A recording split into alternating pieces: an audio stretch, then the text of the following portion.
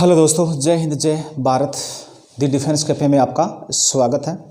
दोस्तों आज मैं हिस्ट्री में आपका जो चैप्टर ले गया हूँ वो नंदवंश वाला चैप्टर है। अच्छा चैप्टर है और यहाँ से हर बार क्वेश्चन आता है, हर कंपटीशन में यहाँ से क्वेश्चन पूछा जा रहा है।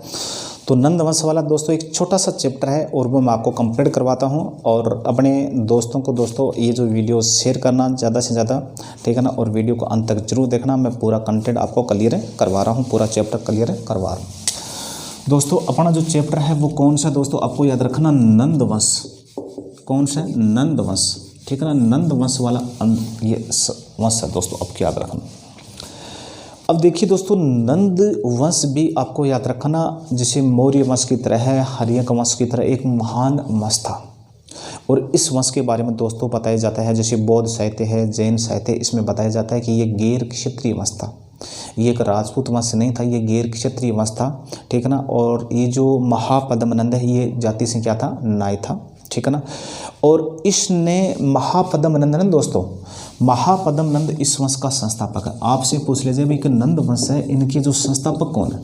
तो दोस्तों आपको याद रखना इनका संस्थापक कौन है। तो इनका संस्थापक था महापद्मनंद। कौन था?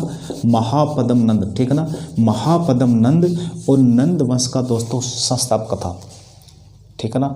महापद्मनंद नंद वंश का क्या था? संस्थापक था, ठीक है ना। और ये आपको याद क्लियर करना। और इसने कौन सी उपाधि दान की थी दोस्तों? तो इसने उपाधि के बारे में अगर पूछ लिया जाए दोस्तों, आपको याद रखना इसने एक राट की उपाधि दान की थी। एक राट, ठीक है ना। इसने कौन सी उपाधि दान की थी? एक राट।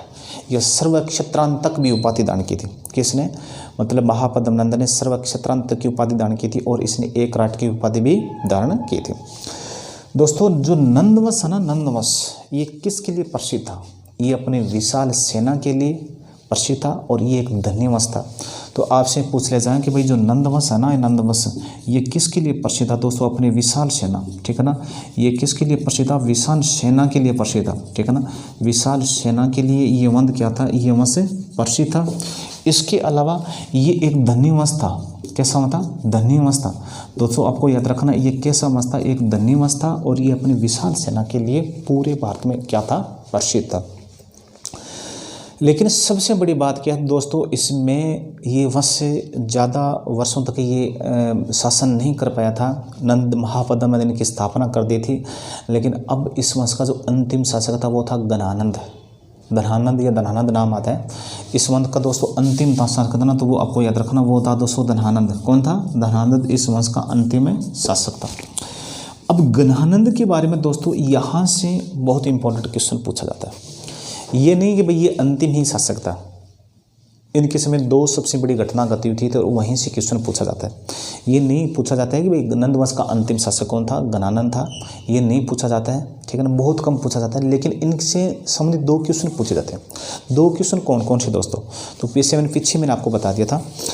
इसी घनानंद के समय दोस्तों आपको याद रखना कि जो सिकंदर है ना, सिकंदर ने आपको याद रखना इसने भारत पर आक्रमण किया था।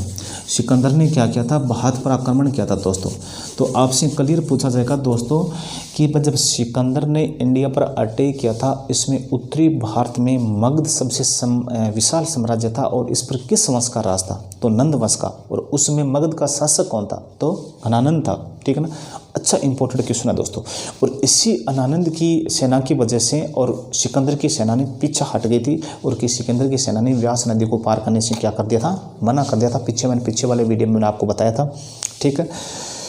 फिर देखिए दोस्तों आगे अपन देखें कि इस घनानंद को पराजित किसने किया दोस्तों? इस घनानंद के दरबार में रहता था दोस्तों एक ब्राह्मण रहता था, उसका नाम था चाणक्य। क्या नाम था? चाणक्य, ठीक है ना। और चाणक्य को अपन दोस्तों कौटिल्य के नाम से भी जानते हैं। किस नाम जानते हैं? चाणक्य को अपन कौटिल्य के नाम से भी जानते हैं।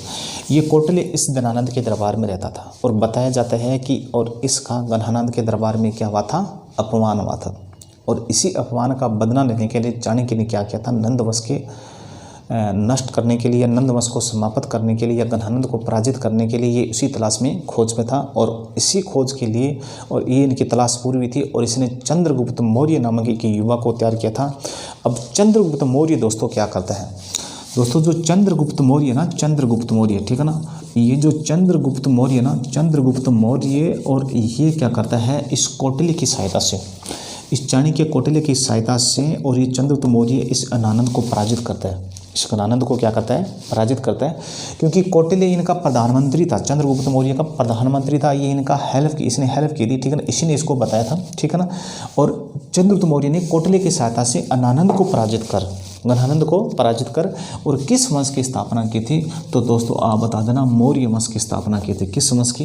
तो बता देना मौर्य वंश की क्या की थी? स्थापना की थी। ये आपको याद रखना कि पूछो भाई मौर्य वंश की स्थापना किसने की थी? तो सर गणानंद ने की थी, ठीक है ना। और मौर्य वंश की स्थापना किसने की थी? गणानंद ने की थी। किस वंश का अंत कर? तो आपको याद रखना नंद वंश का अंत कर।